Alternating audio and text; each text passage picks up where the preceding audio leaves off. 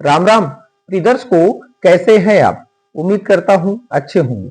आज हम चर्चा करने वाले हैं बेहद ही रोचक तथ्य को लेकर। आज बात हम करेंगे केतु की। जन्म कुंडली में आपके केतु कहां बैठे हैं, उससे यह जानकारी प्राप्त होती है कि पूर्व जन्म में कौन सी अधूरी इच्छा थी जो आप पूर्ण नहीं कर पाए और उसे पूर्ण करने हेतु ही आपका जन्म हुआ है।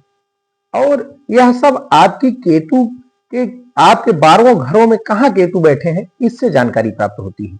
अब आप यह जानना चाहेंगे कि पूर्व जन्म के बारे में जानकर हम करेंगे क्या।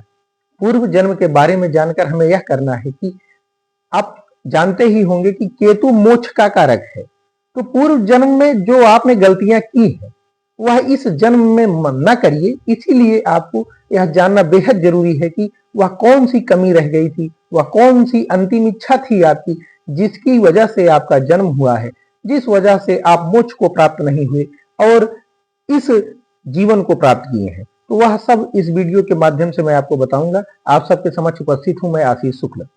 जन्म कुंडली में यदि केतु आपके प्रथम भाव में बैठे हों तो ऐसा जातक पूर्व जन्म में वह आत्मसम्मान की प्राप्ति के लिए परेशान रहता था। उसे किसी चीज की कमी हमेशा रहती थी, जैसे लंबाई उसके पास ना रही हो, उसका चेहरा अच्छा ना रहा हो, उसका व्यक्तित्व अच्छा ना रहा हो, मतलब अंदर ही अंदर उसे एक चुभन हमेशा बनी रहती थी। तो इसी ख्याल को लेकर वह अंत समय में अपने शरीर को त्यागता है। वह अपने पर्सनालिटी से संतुष्ट नहीं था, वह अपने स्वयं से अपने आप से संतुष्ट नहीं था। जैसे कि मैं पहले ही बता दूं कि यह विषय बहुत ही गंभीर विषय है और सोचने की बात है, तो बहुत हल्का विषय नहीं है। तो इसलिए जरूरत है सावधानी पूर्वक समझने की। तो यह सब इच्छा रहते हुए उसकी मृत्यु हो गई। अब जातक जब जन्म लिया है, कहीं ना कहीं इस जन्म में भी उसके अंदर यह महसूस वह करता होगा कि मैं अगले व्यक्ति से कम लंबा हूं या अगले व्यक्ति से मैं कम सुंदर हूं, अगले व्यक्ति के पास अधिक धन है, अगले व्यक्ति की पर्सनालिटी ज्यादा अच्छी है मेरी तुलना में। तो यह सब उसके अंदर कमी इस जन्म में भी उसे कहीं ना कहीं परेशान करती रहती है। लेकिन मैं आपको बता दूं कि आपका जन्म इसके लिए नहीं हुआ है। केतु मोक्ष प्रदायक ग्रह है, तो केतु यह जानकारी प्रदान करता है, आपको यह बताने की कोशिश करता है कि आप इन सब बातों को छोड़कर अपने आत्म कल्याण के लिए आगे बढ़ें। अब जिन जातक के दूसरे घर में केतु है उससे यह जानकारी प्राप्त होती है कि पूर्व जन्म में ऐसा जातक धन की अभाव से जूझता हुआ अपने प्राण को त्यागता है। उसके अंदर बहुत से धन प्राप्ति की इच्छा थी, लेकिन वह उसे पूर्ण नहीं कर पाया। उसके अंदर यह कसक बनी रह गई कि मेरे पास इतना धन होता तो मैं यह कार्य कर लेता, यदि मेरे पास ये होता तो मैं ये कर लेता। तो यह सब इच्छा रखते हुए अंत समय में उसकी मृत्यु हो जाती है। इस जन्म में जब उसका जन्म हुआ है, हालांकि दूसरे का केतु आकस्मिक धन तो देता ही देता है, लेकिन जैसे कि मैंने पहले ही बताया कि केतु मोक्ष कारक ग्रह है। वह आपको इस जन्म में उनका यही संदेश है आपके लिए कि धन इस जीवन को चलाने के लिए एक साधन मात्र है, आवश्यकता से अधिक किसी भी चीज की आवश्यकता नहीं होती। तो आप अपना जन्म इसलिए प्राप्त किए हैं कि मोक्ष प्राप्ति के लिए। जो पूर्व जन्म में आपने गलती की, धन संग्रह करने की गलती, धन की चाहत जो आपके मन में थी, वह इस जन्म में धन की चाहत न रखते हुए सिर्फ अपने कर्म पर ध्यान दीजिए और आत्म कल्याण के लिए कार्य करिए। तीसरे घर में केतु, तीसरे का केतु यह दर्शाता है कि पूर्व जन्म में आप कोई चीज प्राप्त करने के लिए पर्याप्त पराक्रम नहीं किए। जैसे आप पूर्व जन्म में कोई पद प्रतिष्ठा प्राप्त करना चाहते हो और उसके लिए आप पर्याप्त परिश्रम नहीं कर पाए। जैसे कोई प्रतियोगी छात्र है, वह किसी प्रतियोगिता में भाग लेता है और अंत समय जैसे उसका नहीं हुआ तो अंत समय में उसके मन में एक कसक बैठ जाए कि अगर उस समय में इतनी मेहनत किया होता, ऐसा पराक्रम किया होता तो मैं अमुक पद प्राप्त कर लेता। यह कसक लेकर वह व्यक्ति, वह जातक अपना जीवन त्याग देता है, उसकी मृत्यु हो जाती है। और इस जन्म में जब वह जिसके थर्ड हाउस में केतु है उसका जन्म होता है तो वह इस जन्म में भी परिश्रम करता है और पराक्रम करता है। लेकिन जैसे कि मैं पूर्व ही बता चुका, वीडियो के प्रारंभ में ही बता चुका कि आपका जन्म सिर्फ नौकरी करने के लिए और सुखों के भोग के लिए नहीं हुआ है। केतु बार बार आपको चेताता है, केतु आपको हमेशा इंडिकेट करता रहता है कि जिन भोगों की प्राप्ति आप पूर्व जन्म में नहीं कर पाए, जिसके अभाव की वजह से और अंत समय में जिन चीजों को सोचते हुए आपका इस युग में जन्म हुआ है, उन चीजों को दोबारा मत दोहराइए और सिर्फ अपनी आत्ममुक्ति के लिए कार्य करिए। चतुर्थ का केतु जिन जातक की कुंडली में है, वह यह दर्शाता है कि पूर्व जन्म में आप अपनी मातृभूमि से दूर थे, अपने माता से दूर थे, या पूर्व जन्म में आपको यह चाहत थी कि मैं अपना मकान बनवा लूं, अपना घर बनवा सकूं, अपने परिवार को कुछ संपत्ति देकर जाऊं, और यह सब इच्छा रखते हुए आपकी मृत्यु हो गई। उसी कमी की वजह से आपका जन्म हुआ है, उसी इच्छा को लेकर आपका जन्म हुआ है। पूर्व जन्म में आप यह सोचते रहे होंगे कि मैं कहीं बाहर रहता हूं, अंत समय में अपने कम से कम मातृभूमि पर चला जाऊं, मैं ऐसे रहता हूं कि मेरे पास भवन नहीं है, घर नहीं है, उसकी चाहत थी आपको और आप उसे पूर्ण नहीं कर पाए, और इसी वजह से आपका जन्म हो गया है इस समय। और इस समय केतु आपको क्या निर्देश दे रहा है? हालांकि जब केतु चतुर्थ में होंगे तो राहु आपके दशम में होंगे, और दशम और चतुर्थ का संबंध यह बनाता है कि ऐसा जातक अपने घर से दूर रहेगा इस जन्म में भी, और ऐसा जातक बहुत धन अर्जित करेगा। लेकिन आपका जन्म सिर्फ धन अर्जित करने के लिए नहीं होता है। केतु हमेशा आपको यही इंडिकेट करता है, जिन वजहों से आपका जन्म इस युग में हुआ है, कम से कम इस बार आप सचेत हो जाइए और पूरे मनोयोग से आप अपनी मुक्ति के लिए कार्य करिए, न कि घर बनवाने के लिए, धन संपत्ति अर्जित करने के लिए। पंचम का केतु, यदि जन्म कुंडली में आपके पंचम हाउस में केतु है, तो पंचम का केतु यह दर्शाता है कि आप अपने संतान को लेकर चिंतित थे, या तो आपके पास संतान नहीं थी, संतान थी तो वह आपकी इच्छा अनुरूप नहीं थी, आप जैसा चाहते थे, जिस रूप में उसे ढालना चाहते थे उस रूप में वह ढला नहीं, आपके अनुकूल कार्य न करता रहा हो, आपके अनुरूप वह आपकी बातें ना मानता रहा हो, या कह लीजिए कि आपकी संतान नालायक रही हो। आपको यह चिंता हमेशा सताती रहती थी कि मेरे बाद मेरी संपत्ति का जो वारिस है वह मेरी संपत्ति को आगे बढ़ाएगा कि इसे नष्ट कर देगा, मेरा संतान जो है जो कि मेरी संपत्ति को, मेरी लेगेसी को आगे नहीं ले जा पाएगा। इन सब चिंताओं की वजह से अंत समय में आपकी मृत्यु हो गई।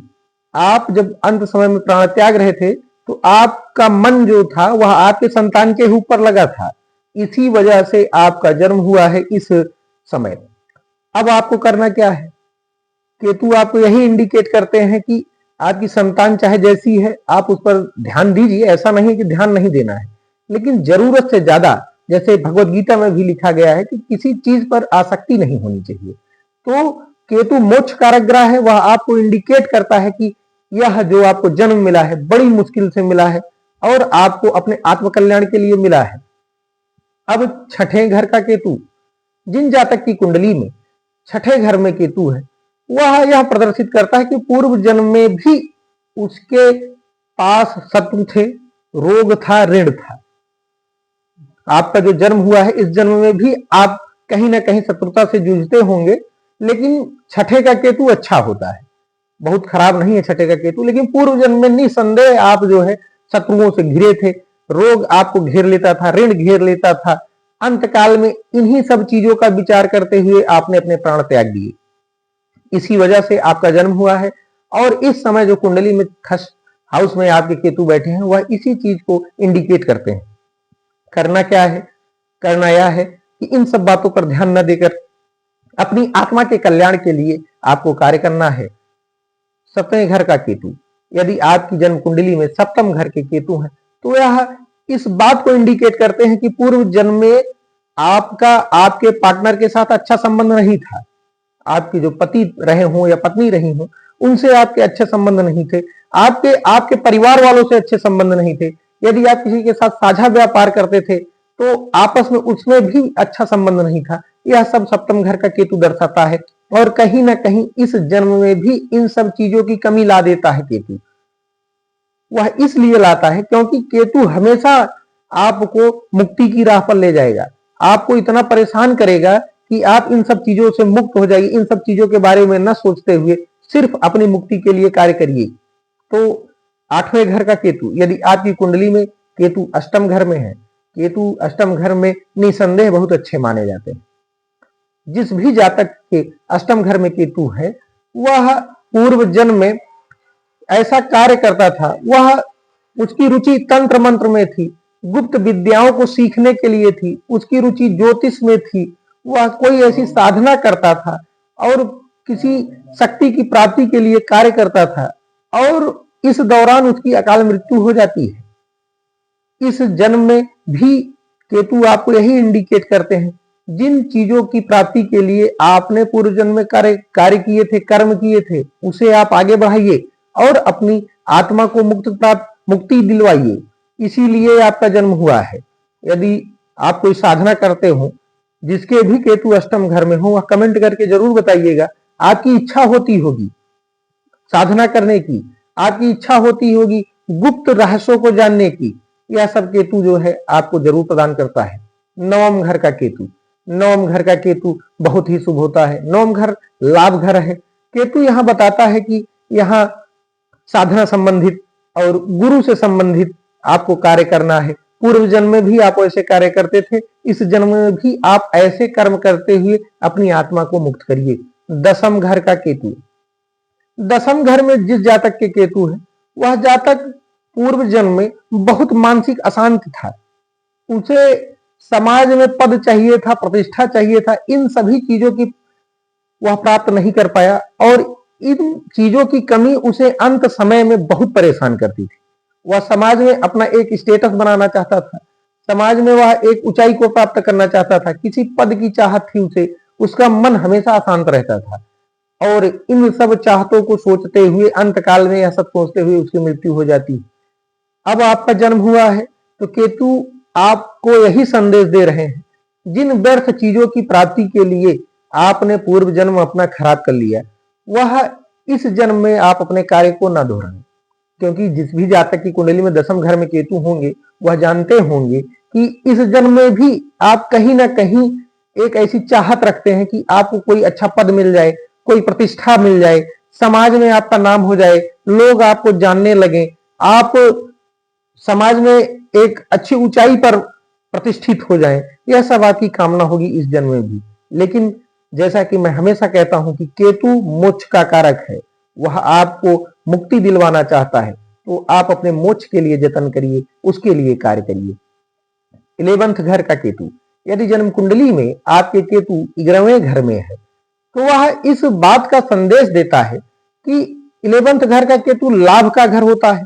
लाभ में जब केतु आते हैं तो पूर्व जन्म में भी आप किसी चीज से लाभ प्राप्ति के लिए, किसी वस्तु से लाभ के लिए, किसी मनुष्य से लाभ के लिए ऐसी चाहत थी आपकी, ऐसी आकांक्षा थी आपकी, और इन आकांक्षाओं को आप पूर्ण नहीं कर पाए और इसका अफसोस आपको मरते वक्त तक था। इसी वजह से आपका जन्म हुआ है और इस जो अभी जन्म आपका वर्तमान का जन्म हुआ है, इसमें आपको अनुचित लाभ प्राप्त करने की कामना नहीं करनी है और अपनी मुक्ति के लिए कार्य करना है। 12वें घर का केतु, यदि जन्म कुंडली में आपके 12वें घर में केतु है तो निसंदेह आप जानते ही होंगे कि 12वें घर का केतु मोक्ष का कारक होता है। 12वें घर का केतु आपको मोक्ष प्रदान करवाता है। पूर्व जन्म में आपने अपने मोक्ष के लिए बहुत से कार्य किए थे, किसी त्रुटि की वजह से आप मोक्ष को प्राप्त नहीं कर पाए हैं। आप वह त्रुटि इस जन्म में मत दोहराइए, निसंदेह आप मोक्ष को प्राप्त कर लेंगे। आप अच्छा कर्म करते हुए आगे बढ़ते जाइए। मैं जिस भी जातक को देखता हूं जिसके 12वें घर में केतु बैठे हैं, मैं उनको हमेशा सजेस्ट करता हूं कि आप अपने वाणी से, कर्म से ऐसा कोई कार्य न कर बैठिए जिससे आपको परेशानी हो और आपको दोबारा जन्म लेना हो। आप ऐसे अच्छे कर्म करते हुए आगे बढ़िए, क्योंकि 12वें घर का केतु यह इंडिकेट करता है, आपको आगे का रास्ता दिखाता है कि आपका जन्म किसी भोग के लिए नहीं हुआ है, किसी समाज में फंसने के लिए नहीं हुआ है। आपका जन्म हुआ है सिर्फ मुक्ति प्राप्त करने के लिए, तो आपको मुक्ति के लिए जतन करना है। तो यह था लग्न से लेकर 12वें घर तक केतु का विचार। लेकिन यह इसका मतलब यह नहीं है कि पूर्व जन्म में भी केतु आपके उसी घर में थे। पूर्व जन्म में आपके केतु कहां थे यह इसका विचार आप नहीं कर पाएंगे। इस जन्म में जहां आपके केतु हैं आपकी क्या कामना थी वह सब मैं बता चुका हूं। आज के वीडियो में इतना ही, इजाजत दीजिए, नमस्कार।